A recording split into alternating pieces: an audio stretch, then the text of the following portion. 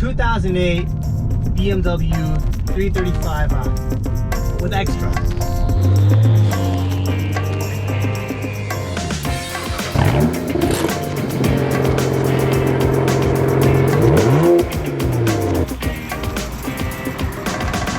Reviewing this car is a real treat for me, a real treat, because when I was a kid, this was one of my all-time favorite cars.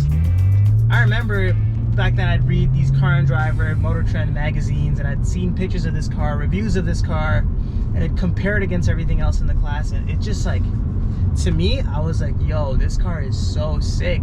And all the reviews and all the pictures and the way they described it, I was like, man, this seems like the perfect car. So growing up, this was definitely one of my grails. And bold claim, but I also think this was the last great 3 Series. Bear with me and I'll try my best to back it up. I think there's a couple reasons why that's the case.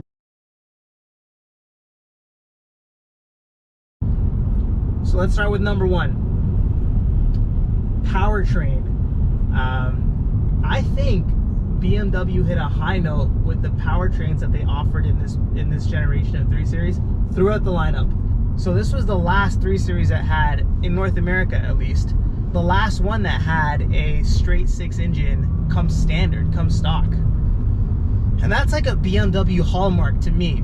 The straight 6 engines are so smooth and refined. And starting with the F Series, they kind of moved to Turbo 4s as their base engine in North America. Not bad, you know. I mean, it's a nice, powerful engine. It's efficient. It's probably better for the majority of people, but you lose that special sauce that made these BMWs so special. And this was the last one to have that. This particular model I'm driving today is the 335i. This is an earlier one. This is a 2008 model, and because of that, it has the N54, the legend, the big dog. This engine is like a GOAT. It's like a GOAT BMW engine. It's a twin turbo inline 6 3-liter. When it came out, BMW was advertising figures of 300 horsepower and 300 foot-pounds of torque, but realistically a whole bunch of independent dyno tests were done and it was putting out way more than that to the wheels. So when they measure this stuff, it's usually at the crank, which is in the engine, and there's a bunch of loss that happens as it goes from the engine to the wheels. So these tests were putting it at the mid 300s at the wheels. So imagine how much it was actually making at the crank.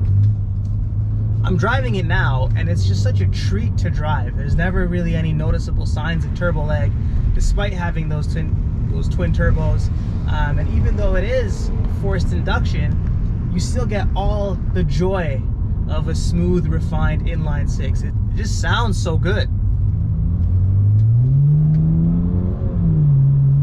Later models of the 335i transitioned over to the N55 engine. Still really good. That was a single turbo twin scroll, put out the exact same claimed horsepower and torque figures. Stock, this car came with the same 3-liter inline 6, no turbos, and I don't quite remember now, but it put out somewhere around 210, 220, 230-esque horsepower. I think closer to 230. The second powertrain thing that really was the last to be offered on this generation of 3 Series was a 6-speed manual as stock, again in North America. With the F Series platform, they moved to an 8-speed auto as stock. But with this generation, you could get, if you wanted to, a 6-speed manual with every single configuration, every single one, and that makes it the enthusiast's choice. If you want a more involved driving experience where you're part of it, you know, then you'd want to get this one. So powertrain, I think, is the number 1 aspect that made this 3 Series the last great 3 Series.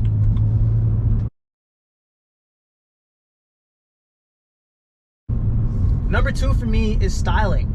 Styling, as always, is subjective. Like, I could say one thing, you're gonna think one thing, but in my personal opinion, the styling, BMW hit a high note, a high mark with 3 Series styling for this particular generation.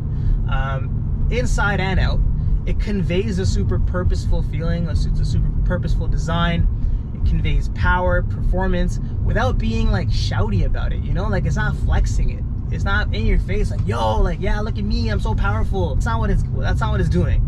Inside, the same kind of thing. You have a very clean, conservative design that conveys the power and performance of this car, and the fact that it's a driving oriented machine without really putting it in your face or shouting it out there. Now obviously it's a little bit different in this interior because this doesn't have any infotainment. This was from a different generation, a different era. These days we love our infotainment. We can't do anything without a screen, so we can't really, it's on apples to apples comparison. But I still think that the interiors that BMW is putting out during this particular era, this particular generation, are so clean and have held up so well. Overall, like outside and inside, the styling of this car has held up so well for a car that's 15 years old. And while we're on the topic of the inside, it's actually not too cramped in the back. A little bit of a tangent, not styling based, but it's and that was an M3 that we just passed, an E90 M3. Driving dynamics. Now, this car has the quintessential BMW heavy steering. Ever since this car, in future generations of the 3 Series, they've kind of dialed it back a little bit to be, you know, electrically assisted, a little bit lighter, which is probably better to expand the appeal of the BMW brand, get more people into the, you know, feeling comfortable driving a BMW. But just going around these back roads with this heavy steering, this heavy hydraulic steering, it feels so nice. It's so fun to drive, and it just communicates a lot of information back to you, right? And that's that little extra BMW sauce as well that makes it feel so good. This was the last generation in which the 3 Series had sedan, coupe, convertible, and wagon variants. After this, they split the 4 Series off into its own thing for coupes and convertibles, and it seems to me like BMW is doing a lot more experimenting with their designs on the 4 Series platform. I'll leave it up to you to judge what the new 4 Series, how you perceive the look of the new 4 Series.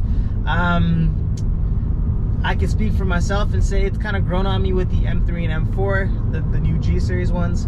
But I think it looks a little funky on the non-M3, M4, 4 Series. It looks a little funky. Something isn't right.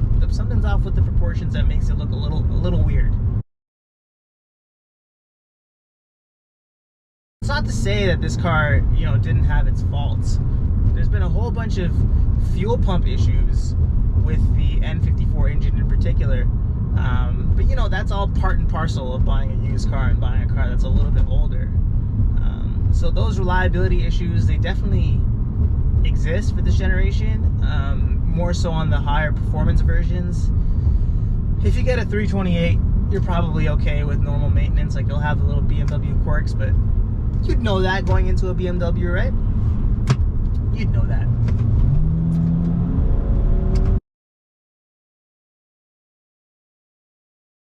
To conclude, why is this the best 3 Series ever, and why is this my favorite 3 Series? It's simple. It's those 3 things. Number 1, powertrain. Number 2, styling. And number 3, driving dynamics. Those are the 3 things that matter to me when I'm getting a BMW, especially the driving aspect. And I think this generation of 3 Series really personified that ultimate driving machine.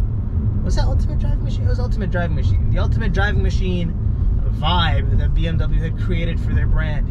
If you're looking for a BMW that's affordable in the used market, that gets you that classic BMW feel, I think this might be one of the newest and most well-rounded ways that you can get into that. And for that, you know, I think it's terrific. Thanks for watching. Thanks for tuning in.